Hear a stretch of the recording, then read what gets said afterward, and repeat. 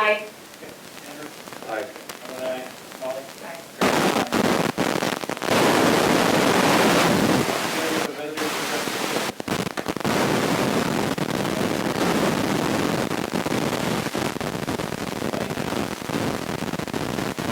Don't hear anybody, so we have some acknowledgements.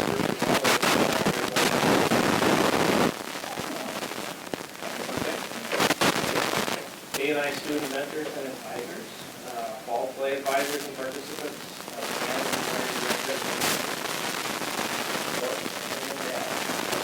I thank all our student mentors and advisors for A&I achievement and innovation for all their work and their time working with other schools. Just received an email here recently from another school praising their work and how good the kids were working with their students and the advisors. So appreciate all their time and their effort working with other schools. All play advisors and participants, great job with our fall play. Well attended. We almost had a full house every 2 or 3 plays, so that was great to have that. Participants, great concerts here this fall and winter. Appreciate all their work and all the students that are involved in the choir.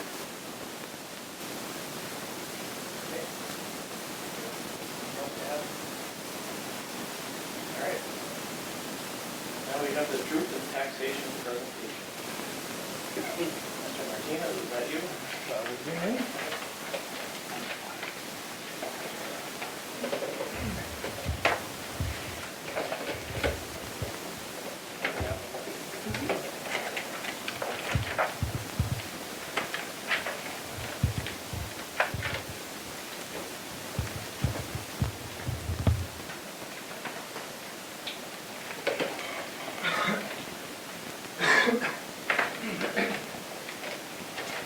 All right, perfect. So, truth and taxation for approving the levy for the upcoming year. Levy calendar goes on a calendar versus our fiscal year, so we always have an overlap in terms of the funding that we get from property taxes. However, what you are going to be approved today is for calendar year 25, paid 26. So the dollars that we are approving today will be for next year. We're going to collect those dollars next year. Also, truth and taxation is required by Minnesota statute that we hold this public meeting, and we're in accordance to make sure that we send the information for anybody that wants to come and just hear more about it. Also, we can host it during a regular board meeting, so that's why we integrated it within our agenda. So truth and taxation, there is about 30 slides that have a lot of information. I'm gonna just highlight a few of them that I think the board needs to pay close attention to. Throughout the presentation, I'll stop and I'll entertain questions for anybody that wants me to go more into detail. Otherwise, I'll try to read through it. So let's get started. Let's go to slide number 2. Let's go one more time. Okay, so we'll cover big picture, your property classifications, factors affecting our district, and then put it all together, what it means for us. So let's move on. Okay, so 2 major requirements, like we kind of talked about. So counties issue out your tax statements, and then of course you have to have the public hearing, which is what we are doing today. Move on to the next slide. Okay, so what is all the school levy? So what components are in there? How does it all come together? So there's 2 things that come into levy. The first one is state-funded formulas, and there's 3 sectors in terms of state-funded formulas. The first one is local optional revenue. That is set by the board at a per pupil of $724. Anything over that is when you have to go to the public, and then you request those upgrading referendums, and those are voter approved. And then in addition to that, you can issue bonds for buildings. So local optional revenue, board approved to a limit, and then you have the other two mechanisms, which are operating referendums and building bonds. So those are the first bullet point, which is state formula. I'm sorry, the second bullet point. The first bullet point, they take into account like career technical education, operating capital, and a few others. So a lot of the times when we receive levy dollars, we're very clear that they come with red tape. So what we mean by that is what we collect in terms of levy dollars for CTE or career technical education, we can only spend it in that. Okay? So we want to make sure that we're very clear in those situations, because a lot of the time people go, oh, you're just collecting dollars and then you're using it to pay your teachers more or to do this or to do that. No. When we go to the voters, we're very specific and we earmark them based on what we collect those dollars for. And they can only be spent for that, nothing else. So we'll go to the next page. Okay. How it all comes together. County values their property. They issue those statements. Schools and other governmental agencies have a public hearing to kind of let you guys know what our tax increases are going to be. And then after that, if it gets approved, then they issue the actual tax statement that comes for your properties. Okay, we'll move on. Okay. This is just a simple graph that was collected by MDE and MREA, a great organization that we are part of.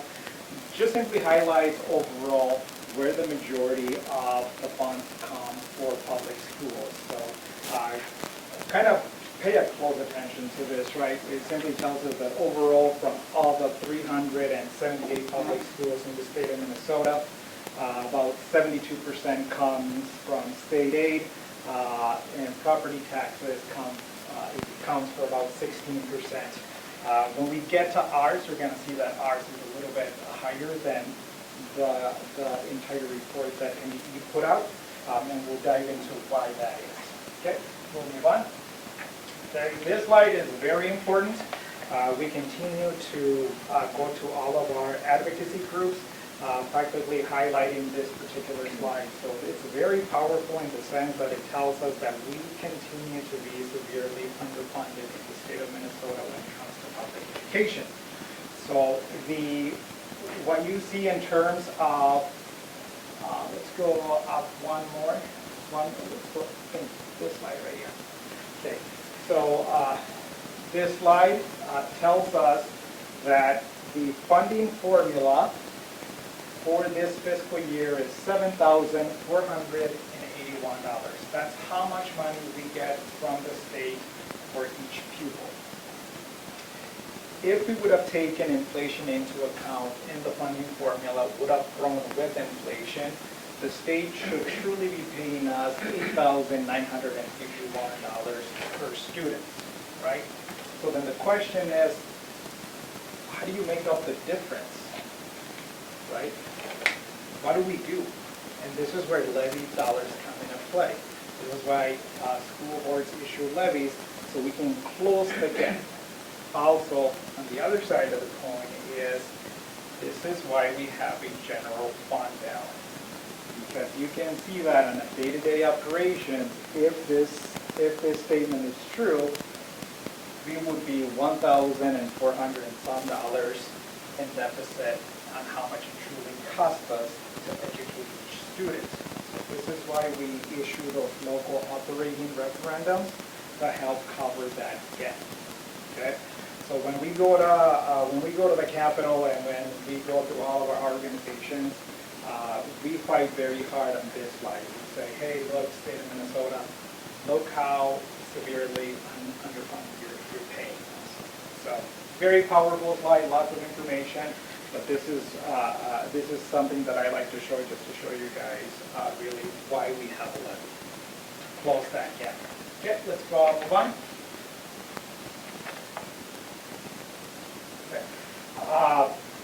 I like to show this slide for one reason, because public schools get a really bad reputation when it comes to issuing levies, right? hear the comments out of the public where they say, oh, public education, they're always going out to borders, they're always trying to get dollars. Well, in the big picture, we're actually very low in comparison to other non-school local government agencies. This slide shows you kind of the correlation between how many property levies are out there, schools in comparison to cities, nursing homes, and all that other stuff. So when you get your property tax statement, it's divided into sections. You can see who really is collecting those dollars, right? So I always hear public during this time where they go, oh, the school's trying to get more dollars. It's like, well, it's actually not the school. So if you pay close attention to your property tax statement, you're going to see that those additional dollars that your property taxes are going for, it's really not the school. You haven't done anything in a long, long time. Okay? So I just want to clarify that piece. Let's go on to the next slide. In part of the truth in taxation, we just have to show our budget. I'm not going to spend a whole lot of time. This is the budget that we presented back in June that the board approved.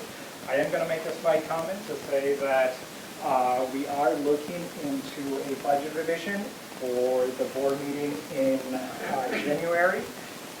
And that has to do just so we can truly account for our true numbers. So we've known that we've been up in some students, lost some students, and we want to make sure that our revenue reflects what we truly have in-house today. So we are looking into a budget revision for January. Okay, let's move on to the next slide. All right, so remember the pie chart that I showed at the beginning of the presentation that kind of gave you guys an idea of what the state of Minnesota has in terms of all the schools when they collect the data, where the revenue of those sources come from. This is Pelican Rapids pie chart, right? 64% of our revenue comes from state aid. It's that funding formula. 31% comes from local revenue. That's our levy. Okay, so when we looked at that graph chart, right, that this 31% of revenue helps us close that gap between the funding formula and what truly cost us to educate a child. Okay, we'll move on. Okay, so classification and values. We'll move on to the next slide. Okay, this is just showing you what a property proposed tax statement looks like. I'm not going to spend a whole lot of time here. We'll keep going. Okay, here are the effective tax rates for each classification. For anybody that is interested in that, and we'll keep going. Okay. This particular chart I like to show because it tells you really the first column shows you the market share by classification amongst the entire state. The second column shows you who picks up the bill. Okay? We'll keep going on. Okay. One thing that I like to put in our presentation is because we are rural and because we have a large population of agriculture, in 2017 the state of Minnesota issued these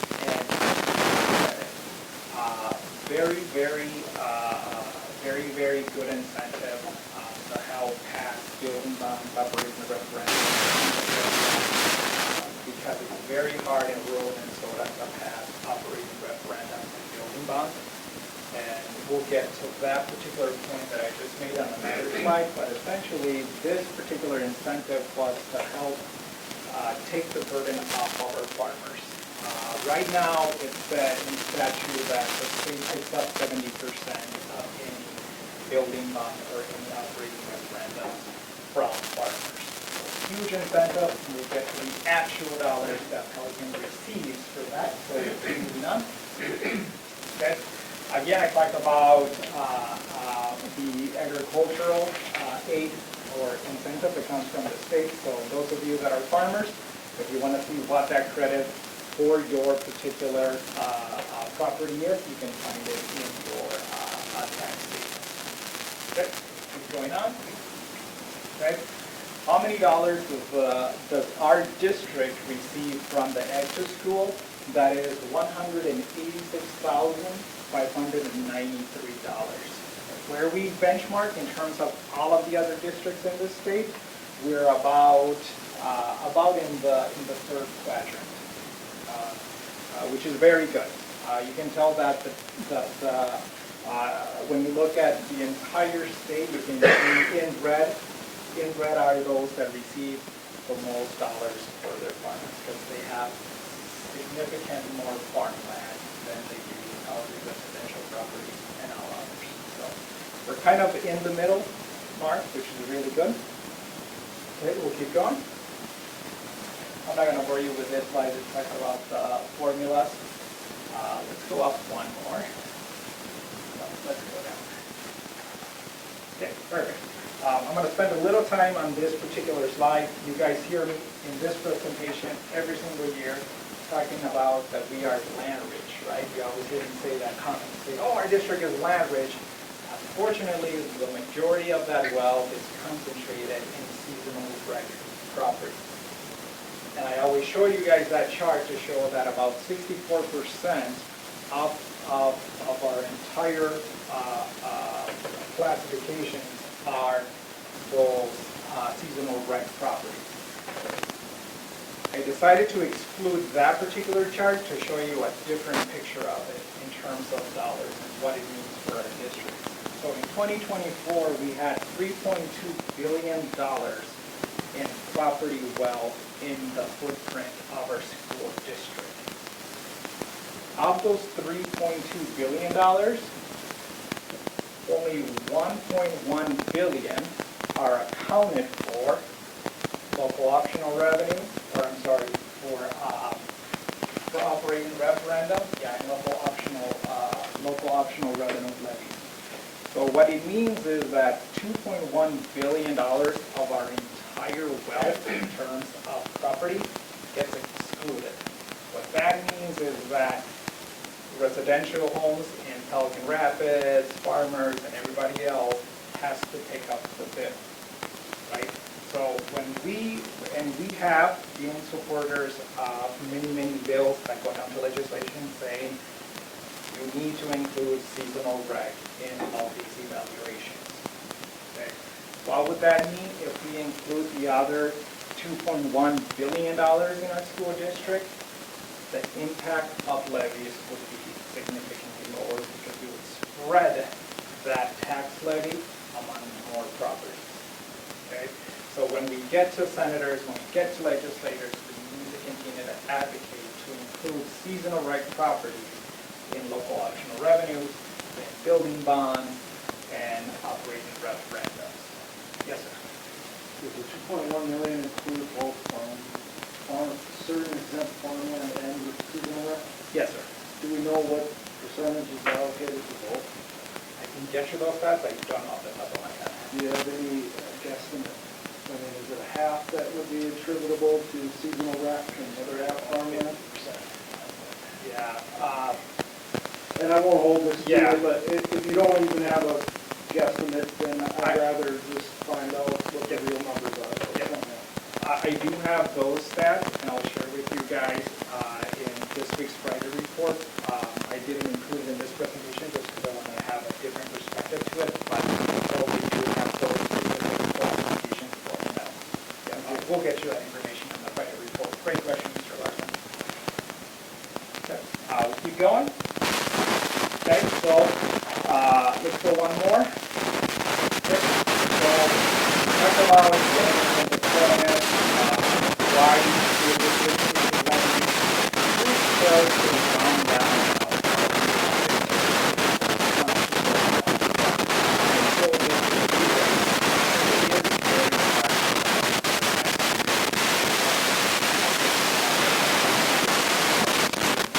You can see our investments going all the way back to 2006. You can see that in 2009.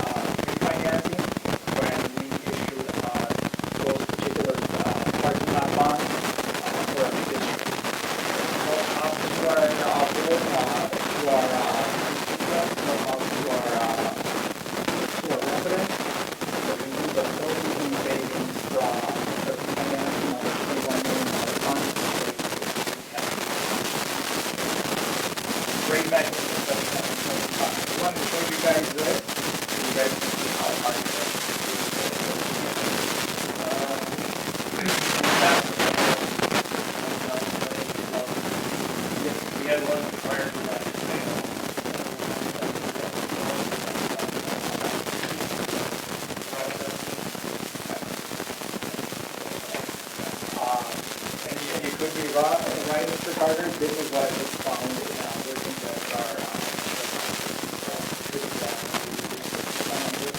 This is the coordination. I know we've gotten out more, this is what this report shows. Okay, let's keep going. Keep going. Okay, so, the current operating referendums that we have that our taxpayers are helping us for daily operations, it's at $350 per pupil unit.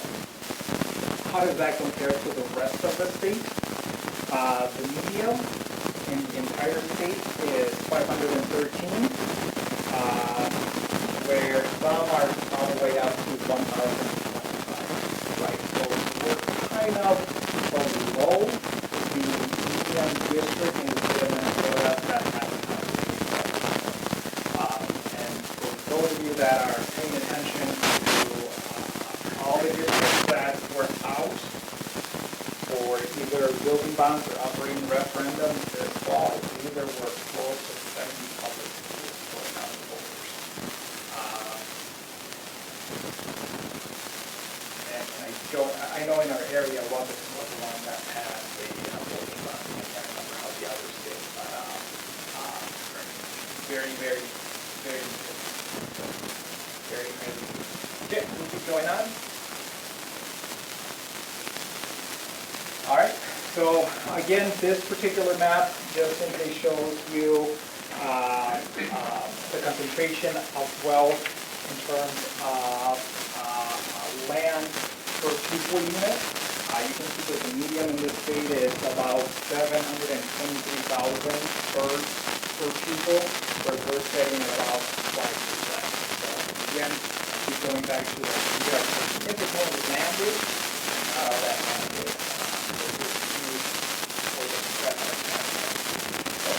Going. We'll keep going. We'll keep going. All right. So today, when you guys pass your motion to approve the levy, this is the night that we have to make the exact dollars to the cent. So write this number down, please. $4,300,723.95. Today, when we pass that number, we want to make sure that we say exactly that. Then I'll get into the numbers. So, in this year's levy, we are looking for $1.7 million to help our general fund. Remember, those $1.7 million comes with that take to help to help district operating capital and a few others. That went down by 30,000 or 1.74. Why did it go down?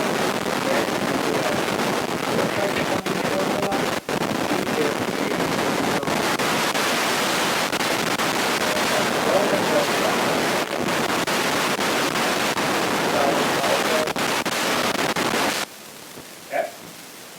Community education, on the other hand, is going up by $56,000 or 25%. Why? There is such a high support and emphasis right now in early childhood education, primarily daycare centers. So because we have Club Fight, we're getting additional dollars to help fund the operations of Club Fight. So great program to have. Our debt service went down by about $1,500, so not a lot of change there. So overall, from last year to this year, we're only going up by $23,000, or just a little over 0.5% to our taxpayers.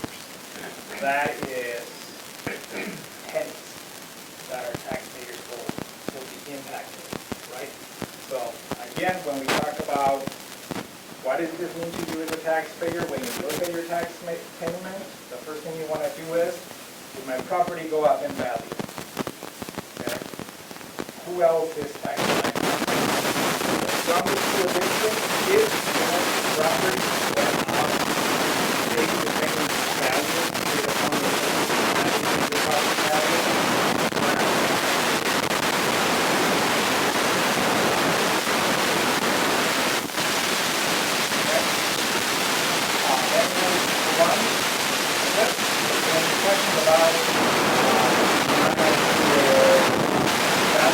property. That would be it. Any questions regarding truth and taxation, levy?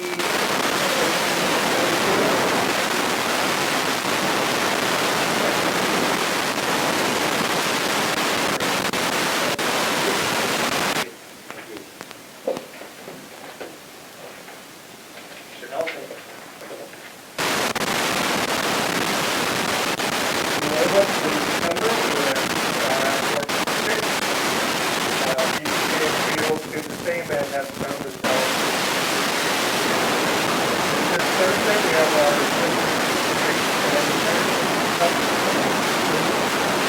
Auditorium. And then Friday is the annual 4th, 5th, and 6th grade ski trip to Andes Tower Hills. So hopefully the weather holds for them, and looking forward to having some real snow to ski on and not man-made this year, so we're all excited. At elementary, we're doing a food drive, food and money, that is all going to the local food shelf, and our goal is to raise 100, 500 items or dollars, whatever, grand total together. So we've been pushing that for the last couple of weeks. So this is the last week of the food drive that we're putting on. Our U-Fly books, we talked last month about the phonics. U-Fly books, they came in, and at our meetings, we've handed those out, and teachers will be starting, they haven't, when we come back from break in January. So we're pretty excited about that. Rachel got a big smile on her face back then. January 19th will be the 6th letters training for our teachers, and that'll be, again, that Zoom meeting where they're on, and this will be the second one this year, so they're getting through the process, and it's fun to see as you go in the rooms, the teaching that's going on from what they've learned in letters, and then applying it to their teaching of phonics and reading skills, so that's been fun to see. Instructional leadership team, we're looking at language arts curriculum. On December 10th, we had a presentation from HMH. That was a Zoom meeting for the whole group. It was a good presentation. January 14th, we'll have Amplify. We'll give the same type of presentation. And then Wonders got back to me at the end of last week, so we're going to set up a meeting with them in February. These are the 3 groups that our instructional leadership team wanted to narrow down our search to and get them some more information on. And we're also going to be, as we look at these curriculums, we've got samples from the 2 of the 3. We should get Wonders this week. The teachers are taking a look at, and then we'll also be doing school visits to the different schools that are using the curriculum, talking with teachers, getting their feedback, what they like, don't like, and then moving into the spring, we're making our decision on what direction we'll do and what the language arts curriculum. And I just want to thank Mr. and Mrs. Holmgren and Mr. Bergman. They come in during collaboration time, and when the teachers meet, they have the kids and they do 3 different activities. And one of the activities that Ms. Holmgren does is she makes cards, and those cards go to the veterans and also the seniors in our community. So every month they're getting a card from students. Different time of the year, they're different cards, and that seems to be a really good hit. They enjoy that. Cards that she has left over, she takes to the home in Fergus Falls, the veterans home there. So we kind of spread, and a lot of times students will get cards back and things back from those individuals as well. So thank them for all their work during that collaboration time. Any questions for me? Thank you. Ms. Janaszewski? Our enrollment, we are at 372. Couple updates on our PLCs and PLTs. PLCs, we are reading the book Anxious Generation. We just got through chapters 5 and 6 in our past PLC. We gave out the newsletter that I gave to you guys at November parent-teacher conferences. I talked to the press. They're going to run chapter summaries throughout the year, so it'll be nice for the community to read those. And then our next family newsletter will cover the next 3 or 4 chapters, and that will come out in February. Our other PLC is looking through the READ Act and working through how to implement that at the high school. We will do our Cat D Read Basic Screener in January when students come back. That is step 2 of READ Act for us. So all of our students, grades 7 through 10, were initially screened the last couple months, and now these will be the ones that we identified that need additional screening. I am working through a 3-part series for secondary literacy that is offered through the co-op. The first meeting was on Wednesday, and the theme of it is, we got our data, now what? So they're going to kind of go through how we work through it in a secondary setting. So that will be good for me to work through and then bring back to the PLC. And then lastly, create our portfolio check-ins for grade levels. In our January workshop, we're going to look at what do these activities now look like for students. And it'll be nice to get that going and implemented for our kids for the second semester. We've got a couple more advisory times. This last mid-quarter one was grade checks, Skyward gradebook reminders. Then we talked about school announcements, which sometimes is new to our 7th graders, changing over from the elementary, but it's also a good review for all of our students. And then I met with the seniors to remind them that graduation comes up pretty quickly, so just some date reminders for them. In January, we'll have Monica Schneider come and present to grades 7 through 12. She presented to our staff in the fall, and now I'm going to have her come and present to our students and do a similar wellness check-in with them. Going back to district goal number 3, we've had our students attend some different career fairs. Our freshmen went to one in Detroit Lakes. Sophomores went to Fargo Dome for a health tech and trades career expo. And then Rotary is helping sponsor a career fair in January for our juniors and seniors. And those 4 panels are always a really good chance for kids to listen to our community members. Some spirit items. Student Council dropped off thankful magnets to our residents at Pelican Valley. It was fun to visit residents. And then our Honor Society students were crowd control during the holiday light parade. Workshop in January, we will do a semester 1 recap with staff, start planning for next school year with the different departments, get ready for state testing, and then work through our training for CAFD basics, and then have another PLC and DLT meeting. Coming up next Tuesday, we will do afternoon activities to become a tradition for our kids. They get to pick 3 and spend the afternoon interacting with their classmates and then also with the teachers. Just have fun. When we come back, we'll be halfway through the year already, January 16th.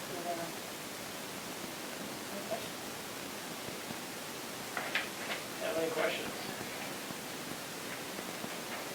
All right, thank you. Crown, McLean, do you have anything for us?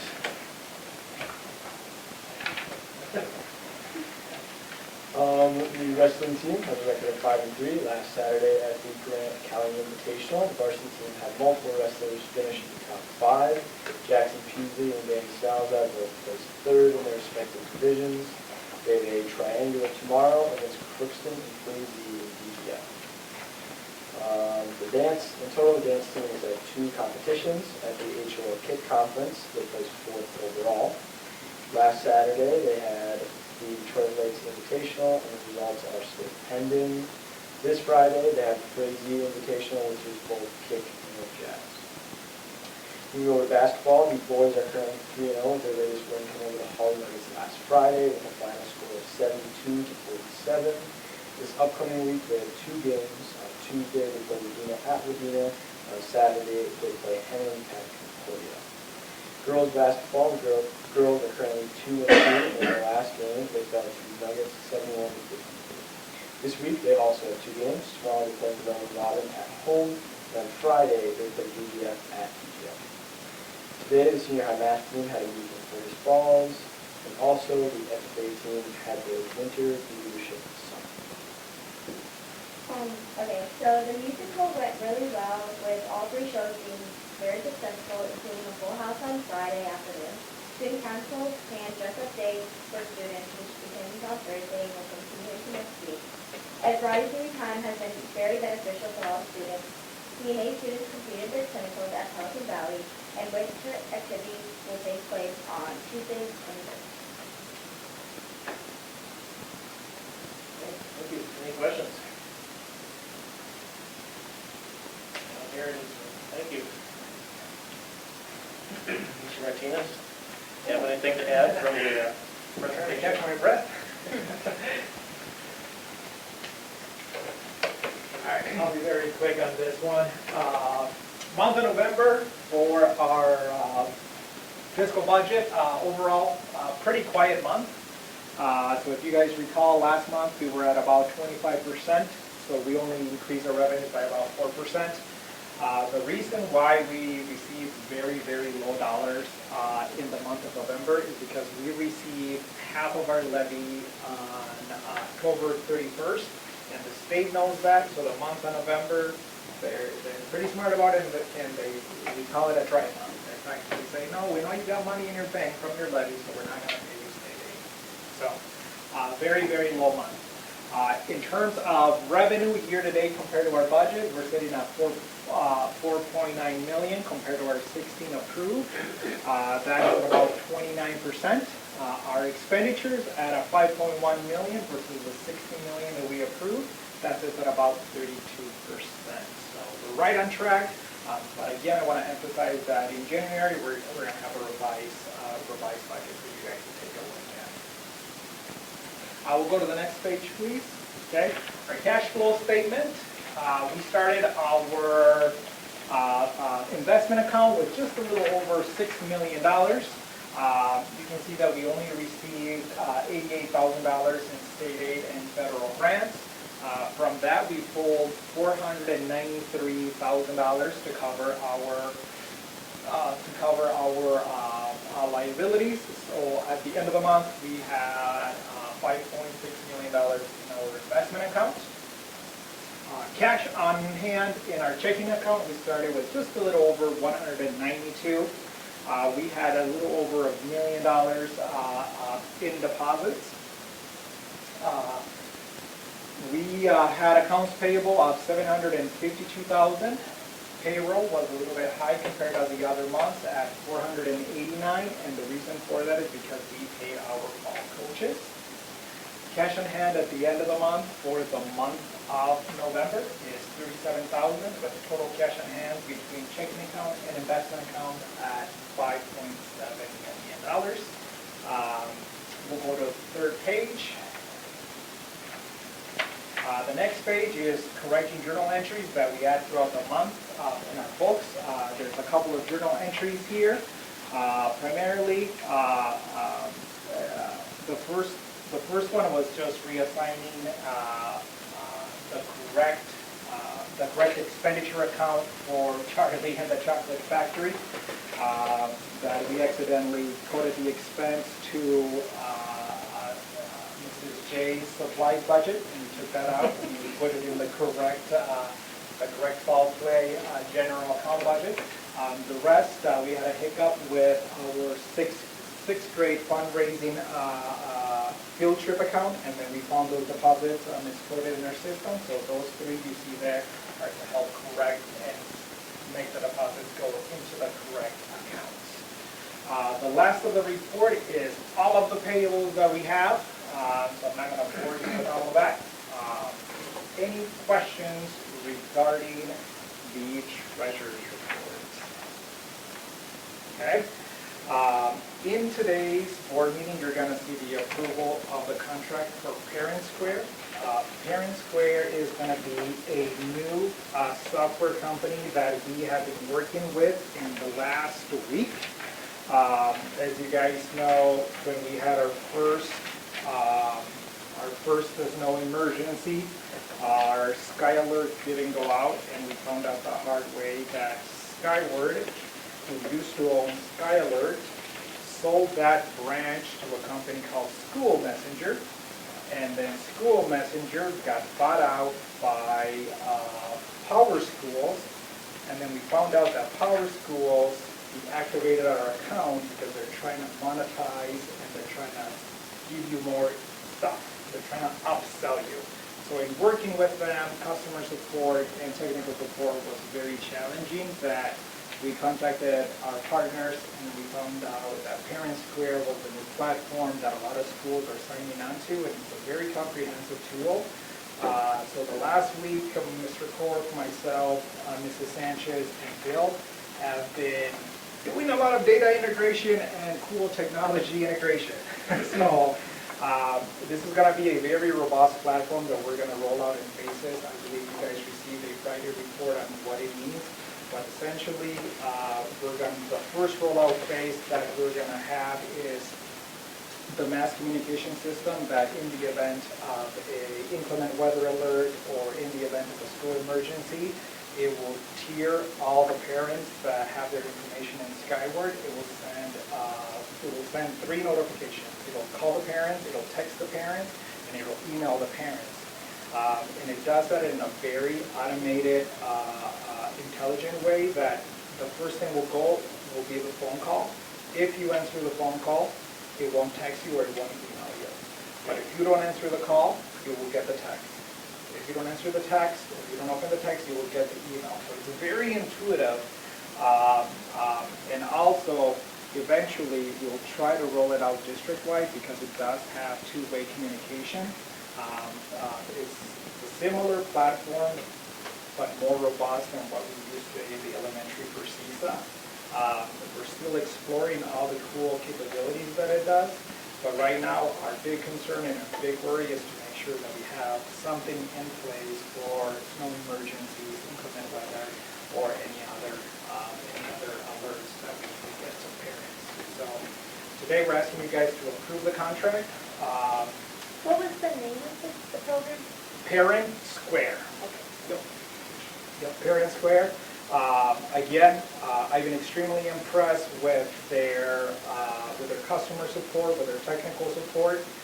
Today, we finalized the data integration link between Skyward, our information school system, and their platform, and everything is syncing pretty well. And believe it or not, it has a really cool app that eventually in phase 3 will ask parents to download, and parents are going to be able to communicate with teachers, get school alerts, get posts. Like I said, it's a very comprehensive, very robust platform that we're excited to roll out, but it will be a long road. Right now, our focus is on getting the integration done, getting you guys to approve the contract. Between tomorrow and Wednesday, we're going to put out a Facebook post letting parents know that they might receive a call or they might receive a text, but it's only a test. So not to be alarmed, not to do anything. The text will come and it'll say ISD 548 and it'll just say testing only. So again, we're going to publicize it so parents know that it's no alert. It's simply us testing our systems to make sure that everything works. Okay. Any questions regarding Parent Square? You guys saw that 17-minute video we put in there for you guys. It's really cool, and like I said, we'll let our staff know, and eventually we'll roll out a more comprehensive plan with our admin team to make sure that they're aware of how this tool works. But we're so excited. It's a really cool tool. Thank you. So this is my question. So this is what we're approving? Yep. Attachment? Yep, exactly correct. Yep, today you're approving this contract. The way that we're rolling out the bill is, I believe it's like $1,100 to implement, which the company is going to bill us upon finalizing the implementation. And then after that, July 1st, when we're done with all the integration and we're done with all the phases and our app is going and we have everything that we want to do, then they're going to charge us $4 per student. So, and again, this is just an idea, but $3,700 is based on 860 students, which we know we're not there, so that will be significantly lower. There's questions for Mr. Martinez? We're good. All right, thank you. Thank you. Mr. Barr?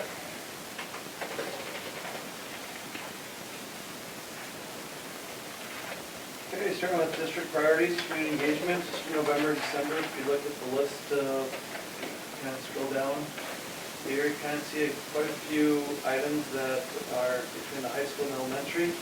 We're engaged with our community. And the big items engaged with the community is the Veterans Breakfast program this year at the high school. Peterbilt was a big one. A lot of people, a lot of staff, a lot of students involved with Peterbilt, which was great. The lighted parade, we had students and staff involved in that. The blood drive here. Title I night at the elementary, great engagement with parents and students in the evening. And then the Pelican Valley Senior Living visits with cards and visits from our elementary school and our high school. And then Community Ed had a great concert. Lori Line was here, almost a packed house in the Fine Arts. A lot of community members attended that, so that was great to visit with them and connect with our community members at that concert. It's a great concert. So thank you to our community ed staff for putting that together. In December, we had the food drive, that's going on. Mr. Nelson talked about that at the elementary. Different items at Pelican Valley Living Center. We had our CNA clinicals here the last 2 weekends. Good experience, talking to Mrs. Lennis, good experience for our students working there. And connecting with our community members that are staying there, so that was good. And then the fall play, and we talked about the fall play, so it was good to see a lot of people from the community attend our fall play. So, good. Going on to enrollment. Both principals talked about enrollment right now at December.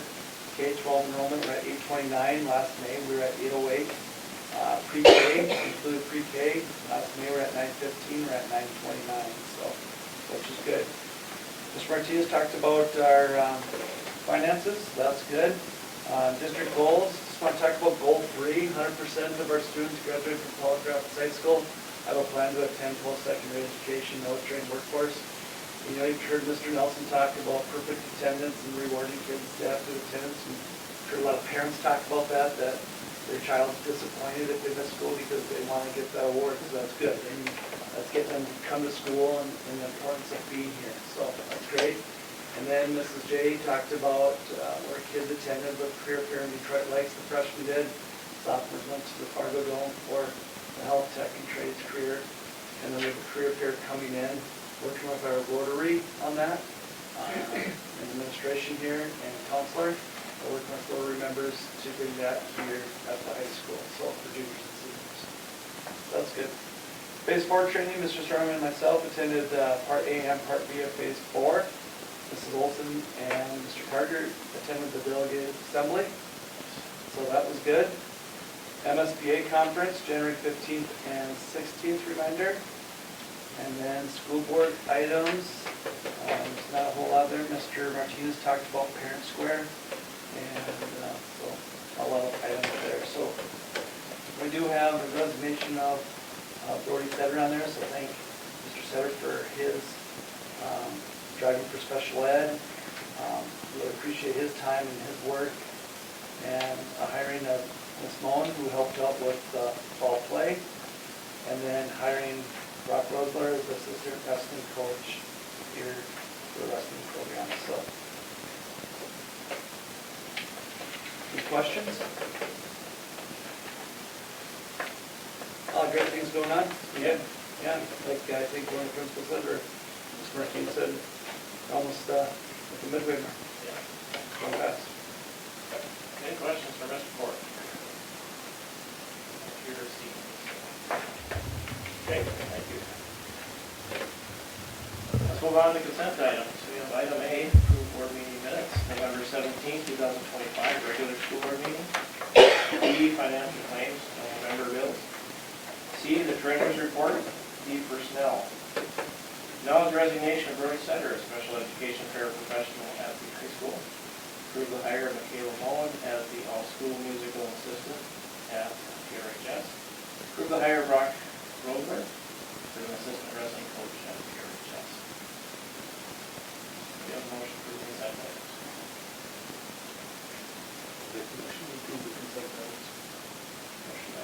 we have a second? Second by Molly. Discussion of the consent items? Hearing no discussion, all those in favor of approving the consent items signify by saying aye. This will be by roll call again, so Stacy? Aye. Brenda? Aye. Andrew? Aye. I'm an aye. Molly? Greg?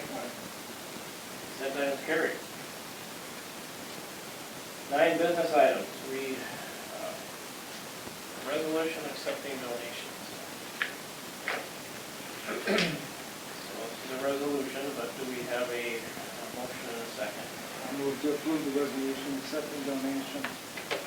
Motion by Greg, do we have a second? Second by Molly. Any discussion before I roll into that? Okay, so this is a resolution accepting donations, whereas every such acceptance shall be by resolution of the governing body adopted by a 2/3 majority of its members expressing such terms in full.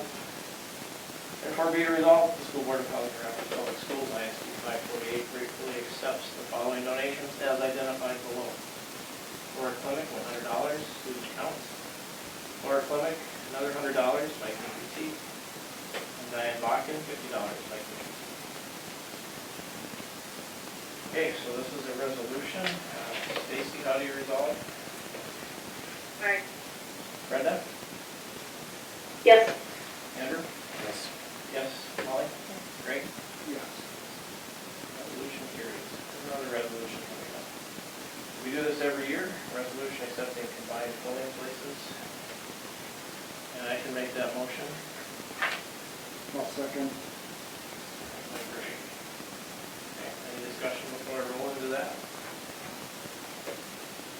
Okay, so this is a resolution establishing combined polling places for multiple precincts and designating hours during which polling places will remain open for voting for school district elections not held on the date of a statewide election.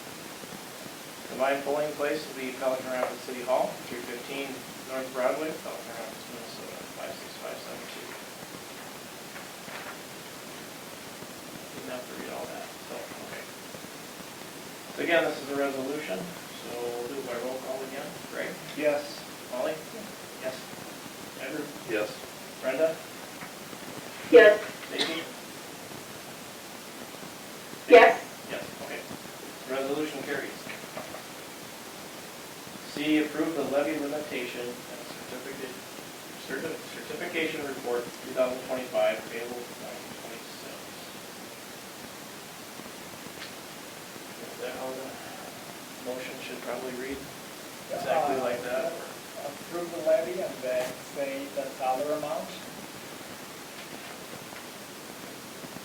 So I'll make the motion again. I'll make a motion to approve the levy limitations certification report 2025, payable 2026 for $4,300,723.95.